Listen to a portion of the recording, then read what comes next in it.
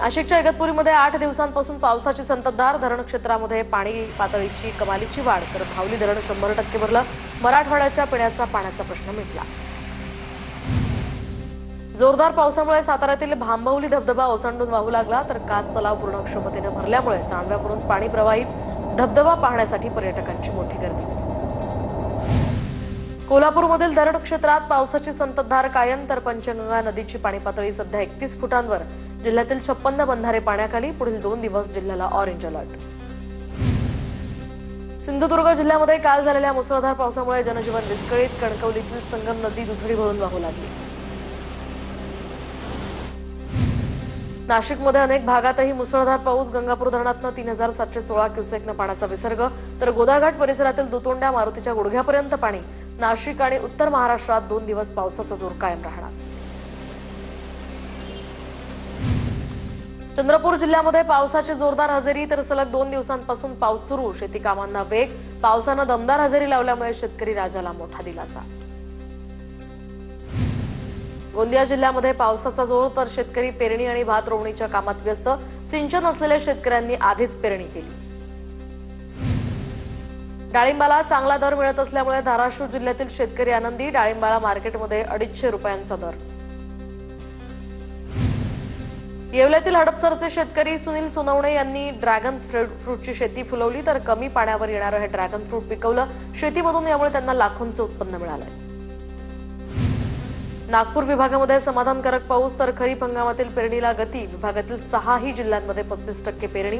नागपूर जिल्ह्यात 27%, चंद्रपुरात 53%, तर गडचिरोलीमध्ये 20%च पेरणी.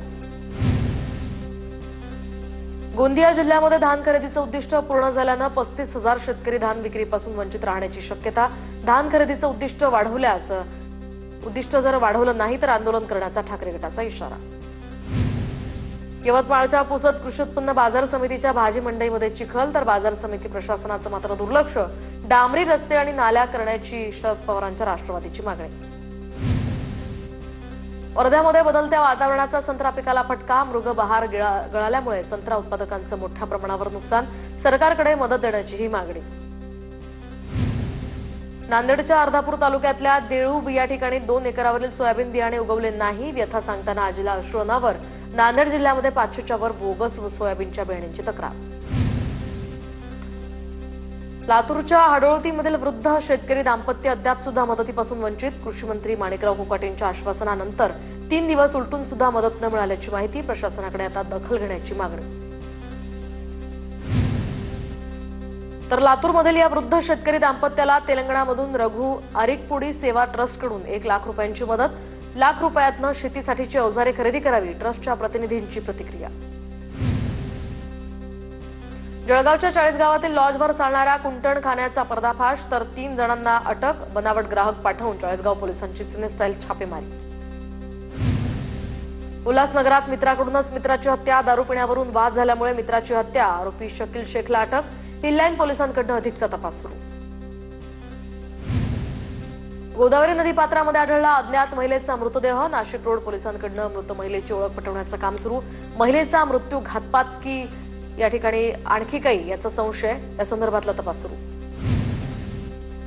बुलढाण्याच्या लोणार तालुक्यातल्या वाढवव या माजी सरपंचाची हत्या, तर माजी सरपंच अशोक सोनुने यांची 1.5 महिन्यांपूर्वी हत्या करणारे आरोपी भावकीतीलच असल्याचं समोर. 1 आरोपी अद्यापही फरार, तर 2 आरोपी अटकेत. जळगावच्या अंतुर्लीमधील पोलीस चौकी घाणीच्या साम्राज्यात, तर नाले तुडुंब भरल्यामुळे नाल्यांचं पाणी. पोलीस चौकी परिसरात सर्वत्र दुर्गंधी पसरली, तर प्रशासनाकडे आता लक्ष देण्याची मागणी.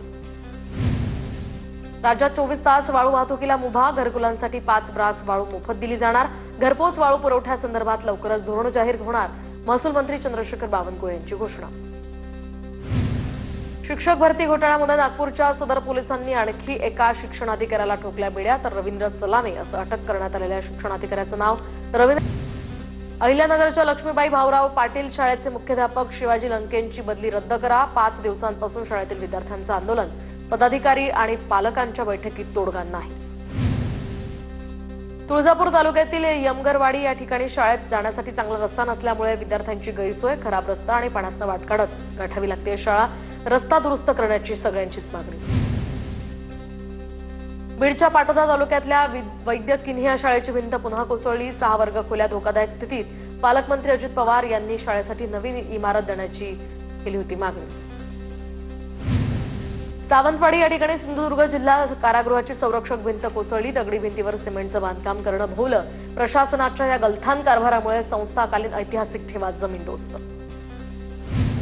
धुळे सुरत राष्ट्रीय महामार्गावरील कोंडाई बारी या घाटातील पुलाला भगदाड, तर पुलावरील एक बाजूची वाहतूक पूर्णतः बंद.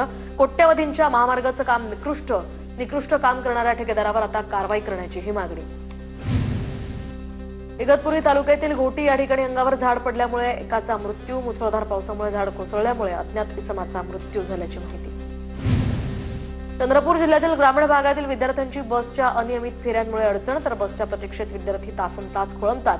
विद्यार्थ्यांसाठी विशेष बस सेवा सुरू करण्याची सुद्धा मागणी. रत्नागिरीमध्ये 500हून अधिक ठेकेदारांची 700 ते 800 कोटींची बिलं थकली, तर कामाचे पैसे न मिळाल्याने ठेकेदार संघटना आक्रमक. गणेशोत्सवापूर्वी बिलं मिळवण्यासाठी ठेकेदारांचं प्रशासनाला निवेदन. सोलापुरात एनटीपीसी प्रकल्पग्रस्त शेतकऱ्यांची आत्महत्या. संतप्त ग्रामस्थांकडून या ठिकाणी राष्ट्रीय औष्णिक ऊर्जा प्रकल्पाच्या गेटवर शेतकऱ्याचा मृतदेह ठेवून ठिय्या आंदोलन. जमिनीचा वाढीव मोबदला आणि नोकरीही न मिळाल्यामुळे शेतकऱ्यांनी उचललं टोकाचं पाऊल. कुटुंबियांचा आरोप. सांगलीच्या देवराष्ट्र या गावातील अनधिकृत पानटपऱ्या बंद करण्याची मागणी. गळ्यात गुटख्याच्या माळा घालून मनसेनं कडेगाव पंचायत समितीमध्ये दिलं निवेदन. तीव्र आंदोलन छेडण्याचाही मनसेचा इशारा. गोंदिया जिल्हा परिषदेच्या एका अधिकाऱ्यावर गुन्हा दाखल, तर सहकारी महिला अधिकाऱ्याला त्रास दिल्याप्रकरणी गुन्हा. घराची रेकी करून घरातनं आत येत असल्याचाही आरोप. सातारा जिल्ह्यातील पश्चिम भागामध्ये पावसामुळे जनजीवन विस्कळीत, तर महाबळेश्वर आणि जावळी या तालुक्यातल्या 334 जिल्हा परिषदेच्या शाळांना 1.5 महिन्यांची पावसाळी सुट्टी जाहीर.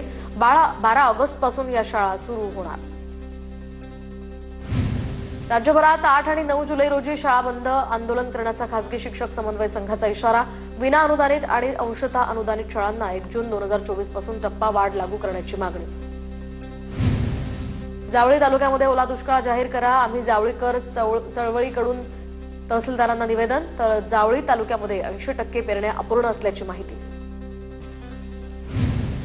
नागपुरात गेल्या 5 वर्षात मनपाच्या तब्बल 51 शाळा बंद. पालकांचा इंग्रजी शाळांकडे वाढता कल.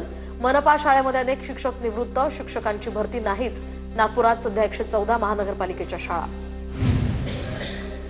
धुळे जिल्ह्यातील 372 ग्रामपंचायतींच्या सरपंच पदाचे आरक्षण जाहीर, तर आरक्षण सोडतीमुळे आता जिल्ह्यातील राजकीय वातावरण चांगलंच तापलं. इच्छुकांकडून निवडणुकीच्या मोर्चे बांधणीलाही सुरुवात. मुख्यमंत्री फडणवीस उद्या संत वामनभाऊ महाराजांच्या पालखी तळावर भेट देणार. पंढरपुरात संत वामनभाऊ महाराजांच्या पालखी सोहळ्याचं आज आगमन.